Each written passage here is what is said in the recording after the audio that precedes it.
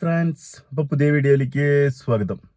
അപ്പോൾ ഇന്നലെ നമ്മൾ ഫസ്റ്റ് ഷോ തൃശ്ശൂർ രാംദാസ് തിയേറ്ററിൽ നിന്നാണ് അൺബോർഡ് കൺമണി മൂവി കാണുന്നത് വിത്ത് ഫാമിലി.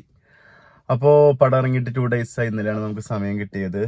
നമ്മുടെ ലിജു തോമസ് സംവിധാനം ചെയ്ത് അനീഷ് കൊടുവള്ളിയാണ് പടത്തിൻ്റെ writer, Samuel Aby music, Sarin Raveendran cinematographer, Sunil S Pillai editor. ഇതാണ് ടെക്നിക്കൽ ടീം വരുന്നത്. ടെക്നിക്കലി വലിയ വലിയ ഇമ്പോർട്ടൻസ് ഉള്ള ഒരു പടമൊന്നുമല്ല, ഇതൊരു ഫീൽ ഗുഡ് രീതിയിൽ എടുത്തിട്ടുള്ള ഒരു പടമാണ് അൺബോർഡ് കൺമണി. പേര് പോലെ തന്നെ കൺമണിയാണ് ഇവിടെ വിഷയം. എന്ന് വെച്ച് കഴിഞ്ഞാൽ കല്യാണം കഴിഞ്ഞിട്ട് കുട്ടികളില്ലാത്ത ആളുകളുടെ അവസ്ഥ നമ്മൾ ഒരുപാട് കണ്ട് അടുത്തൊരു ക്ലീഷ സബ്ജക്റ്റാണ്. അത് ഇപ്പോഴത്തെ ഒരു അപ്ഡേറ്റ് വെച്ചിട്ട് കുറച്ചൊക്കെ ഒരു ഡിഫറെൻറ്റ് രീതിയിൽ അവർ മേക്ക് ചെയ്തിട്ടുണ്ടെന്ന് മാത്രം.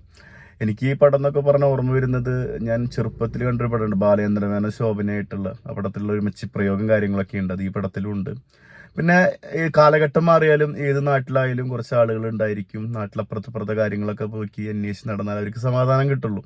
പ്രത്യേകിച്ച് കല്യാണം കഴിഞ്ഞിട്ട് ഒരു 1-2 കൊല്ലം കുഞ്ഞുങ്ങളായിട്ടില്ല എന്നുള്ള അവര് ഇടയ്ക്കിടയ്ക്ക് ചോദിക്കുന്നു. മാരേജ് ഫംഗ്ഷന് പോയാ, മരണ വീട്ടിൽ പോയാ, ബസ്സിൽ കയറിയ, നാട്ടിൽ എന്ത് ചായക്കടയിൽ വരെ ചർച്ചയാണ്, അവന് കുഞ്ഞുങ്ങളായാലും വലിയ സംഭവമാണ്.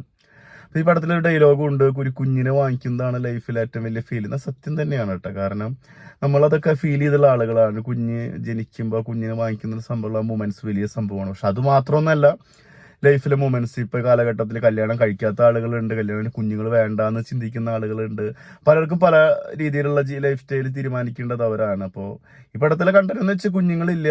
അപ്പൊ അതിന്റെ പേരിൽ ഫേസ് ചെയ്യുന്ന അനഘ നാരായണന്റെ ക്യാരക്ടർ അത് സൂപ്പറായിട്ട് അനഘ ചെയ്തു വെച്ചിട്ടുണ്ട് കേട്ടോ. അനഘ നാരായണനാണ് ക്യാരക്ടർ ചെയ്തിട്ടുള്ളത്, നൈസായിട്ട് ചെയ്തു വെച്ചിട്ടുണ്ട്. അതുപോലെ നായകനായിട്ട് വരുന്ന നമ്മുടെ അർജുൻ അശോകൻ, പ്രത്യേകിച്ച് ആൾ എല്ലാ പടത്തിലും ചെയ്യുന്ന പോലെ തന്നെ ആൾക്ക് പറ്റിയ ഒരു സിമ്പിൾ സബ്ജക്റ്റാണ്. അത് വലിയ റിസ്ക് ഒന്നുമില്ല, ചെയ്യാൻ പറ്റിയ റോളാണ്. ആളത് വളരെ ഭംഗിയായിട്ട് തന്നെ ചെയ്തു വെച്ചിട്ടുണ്ട്. പിന്നെ ഇതിൽ കുറെ ക്യാരക്ടേഴ്സ് വരുന്നു. നവാസ് വള്ളിക്കുന്ന് പടം നടക്കുന്ന കണ്ണൂർ ഭാഗത്താണ്. അപ്പൊ അതിൻ്റെതായ കുറച്ച് ക്യാരക്ടേഴ്സ് നമുക്കറിയാലോ.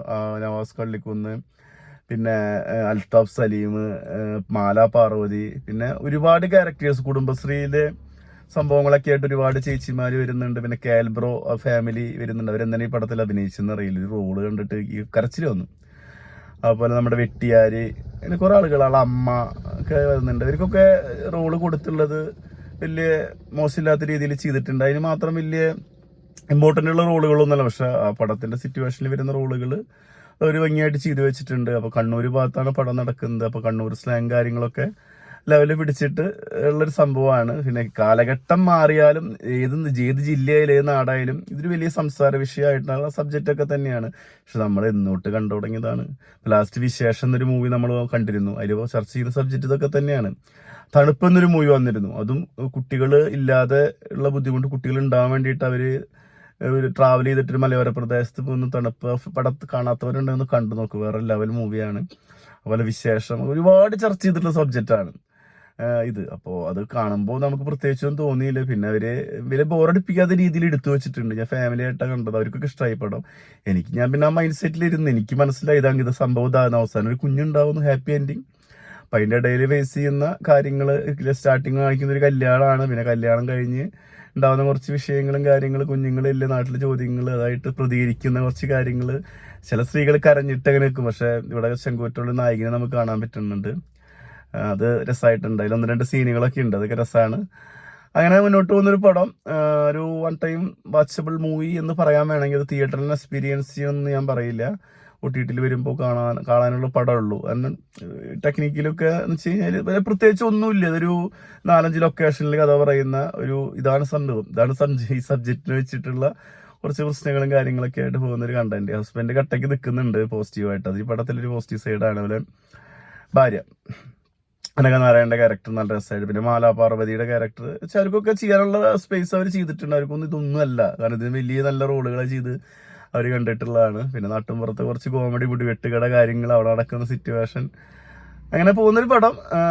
2 മണിക്കൂറുള്ളൂ, വലിയ വെറുപ്പിക്കല് ഇല്ലാതെ അവർ തീർത്തിട്ടുണ്ട്. ഇന്റർവെൽ വരെ ഇങ്ങനെ സ്മൂത്ത് ആയിട്ട് പടം പോകുന്നുണ്ട്. ഇന്റർവെലിന് ശേഷം ചെറിയ ലാഗ്, 2 മണിക്കൂറിൽ തന്നെ ലാഗ് ഫീൽ ചെയ്യുന്നുണ്ട്. പക്ഷെ അത് ഇങ്ങനെ പോകുന്നുണ്ട്, വലിയ വെറുപ്പിക്കാത്ത രീതിയിൽ പോകുന്നുണ്ട്. എന്തായാലും ലിജു തോമസിന്റെ അറ്റംപ്റ്റ് ഈ സംഭവം ഇതായി പോയി.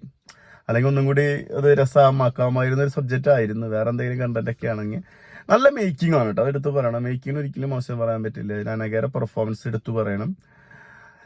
ആസ് യൂഷ്വൽ എനിക്കിതാണ് ഫീൽ ചെയ്തത്, എൻ്റെ പേഴ്സണൽ ഒപ്പീനിയനാണ്. ഇങ്ങനത്തെ പടങ്ങൾ നമ്മൾ ഒരുപാട് കണ്ടുള്ളതാണ് മലയാള സിനിമയിൽ. ഇതിലിപ്പോൾ പ്രത്യേകിച്ചൊന്നും എനിക്ക് തോന്നിയില്ല. പിന്നെ ഇപ്പോൾ പ്രതികരിക്കുന്ന രീതി, ചില സ്ത്രീകളൊക്കെ മിണ്ടാതെ ഇവിടെ പ്രതികരിക്കുന്നുണ്ട്, ആ ഒരു ഫീല്. പിന്നെ കുറേ കറക്റ്റായിട്ട് ഒരുപാട് പൊളിറ്റിക്സ് പറയുന്നുണ്ട് പടത്തിൽ, അതിലേക്കൊന്നും പോകുന്നില്ല.